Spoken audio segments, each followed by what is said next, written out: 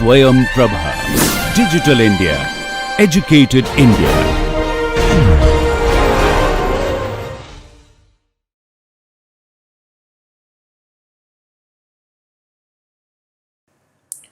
So this algorithm, once we apply onto the function which we had discussed so many times with an initial case of 0 and step size of 1.5 with a precision of 0.2, we can see that the first point is 0 and second point we are setting it looking into the slope as 1.5, and if we set it as 1.5, then we are seeing that the slope at this new point is also negative. Hence we need to revise this point and take additional step. So once we revise the point, we obtain the first point as 0.0 and the second point as 3.0, where the slope is positive, and together the slope at the second point and the first point are of opposite nature, so we can start the process. Now if we had already bracketed this particular objective function between 0 and 3, we could have start from here, and once we start we find the first point, which is the middle point, middle of 0 and 3, which is 1.5, and there we find the slope.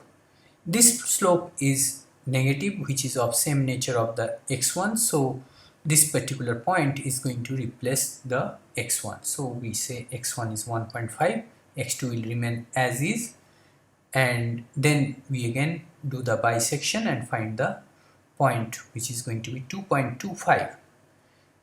Now the slope is going to be positive, so we are going to replace the second point with this new point. So 3 is replaced by 2.25, and we find the objective function value and the derivative at that point, and the process continues in this way, keeping a watch on the new point gradient.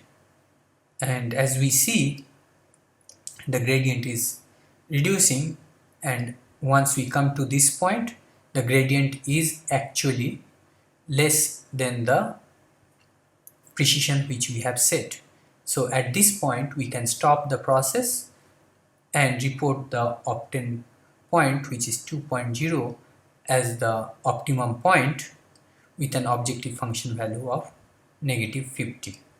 So if we represent this in a graphical format, we can say that first we looked into the point 0 and 1.5. We see the slope are of similar nature, so we cannot use 1.5, we have to increase.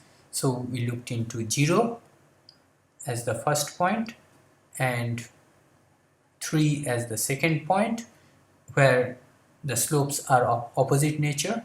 So once we find that, we look into the average point of this, which is going to be 1.5 here, and once we look into this particular point, we see that the slope here is negative, which is same as the x1 slope. Hence the x1 is moved from that point to here. So this portion is eliminated. We are now dealing with x1 here and this point, which is here and here. So once we look into these 2 points, the middle point is going to be 2.25, which is here, and the slope here is going to be positive. Hence the x2 is moved from here to here. This is my new x2 and this portion is eliminated. So we are dealing with this x1 and this x2. So between these 2 points, if we try to find out the middle point or the average point, it is going to be 1.88, which is somewhere here. And this, again, if we compare, we can eliminate this. Our x1 moves to here. Then the next point we obtained was 2.06, which is somewhere here, and in this case the slope was positive, so x2 moved in this direction. So we have this boundary. Within this, if we keep on continuing, we end up obtaining the optimum point at this particular point, 2.0 as x star, and the objective function value corresponding to it is reported as the optimum value. Now in this particular method, we chose the point exactly at the middle of the two boundary points. We did not try to investigate the objective function value or the amount of gradient at the two boundary points to decide the middle point. Now we are going to discuss another method where we would be using the first order derivative or the gradient, the magnitude of the gradient, to select the interpolating point. And this method is known as secant method. The secant method is exactly same as bisection method, except in the step 4 we did not do the average to find out the new point, or the rather we used the slope or change in slope or gradient at the 2 points to find out the new point. Once we use this particular formula to find out the new point, then the process continues in a similar way, and as we continue this, we'll see through an example how it works. So we are going to use the same example, same objective function, same start point, and same level of precision. Now once we do this, you'll see that we are starting at 0 and 3 once we obtain there.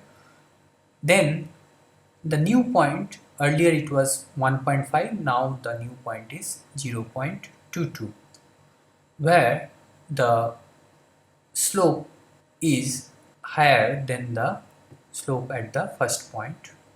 And once, based on this, we are moving the first point to the new point, so we are saying 0.22, and the other point remains as is. Then once we calculate the new point, we are getting it as 1.61. the slope is even better or higher than the slope which we had earlier, so we are moving our lower boundary to this new point again. Then we obtain the new point as 2.31, and based on the sign of the slope, we are moving the upper boundary to this new point, and similar way we get the new point based on that. And as we proceed, eventually we reach to a point where the gradient or the slope is less than the precision level we have set. So we are stopping the method and reporting this point as the optimum point with an objective function value of -50. Now if you look into the number of iterations, you will see that in the second method the number of iterations are somewhat less than the bisection method. In this particular case, we required 2 steps or 2 iterations less to achieve similar precision. You can imagine for a very complex function, this could be even better, this savings. Now let us look into this particular solution in a graphical format. As we had said, we are going to start the problem between 0 and 3, and as we apply the secant method, we find that our new point is at 0.22, which is somewhere here.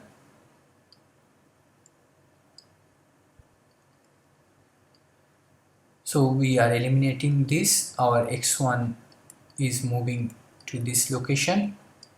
Then between this new point and this x2, once we use the second method, we find the next point as 1.61, which is going to be somewhere here. And looking into the sign of the gradient or the slope, we can move our x1 to here. This way all these portions are eliminated. Now looking into this new x1 and this x2, we find that as per the second method, the new point is going to be 2.31, which is somewhere here. So looking into the sign of the gradient, we can move the x2 to here. So my new boundary is here, and if we keep on continuing, we see that eventually we reach to this point closer, and we can report this as the optimum point x star and the objective function here as the optimum objective function value. So in today's lecture, we learned about the 3 interpolation method with derivatives. The 3 methods used the first order and sometimes the second order, particularly in Newton-Raphson method, to obtain a new point which was in between the given boundary point of an objective function for an optimum value. Now, if you look into the 3 methods, it was clear to us that the Newton-Raphson method was little bit difficult to control, particularly if the function is not clearly unimodal. However, the other 2 methods, the bisection method and the secant method, was quite effective even if the objective function is not unimodal to obtain the optimum solution, and it can easily operate for a given boundary condition within which it can find the optimum solution, or it can get closer to the optimum solution. Now another thing you have noticed in all the algorithms which we have discussed in the last few lectures are for minimization problem. If you understand the method properly, then you can easily tweak the method to use it for the maximization problem. The other way of doing that is also converting the maximization problem into a minimization problem, and then use the standard method which we have discussed in the lectures. These algorithms is up to you how you want to use it, and it's also up to you to understand the problem and choose a method which is effective. It always depends on the engineer to understand the problem and choose an appropriate method for that particular problem. A particular problem without knowing its nature cannot be solved or may not be efficiently solved using a random method. So with this, I would always like to tell you that you should be first looking into the problem, understand the objective function, its nature, its behavior, and then with your overall understanding of the numerical methods for the single variable we have discussed so far, you choose one and get your result. Now, as I said, all these methods were for the single variable unconstrained optimization problem. In the next class onwards, we'll be exploring the numerical methods to solve the unconstrained multivariable optimization problems. So till then, thank you and see you in the next class.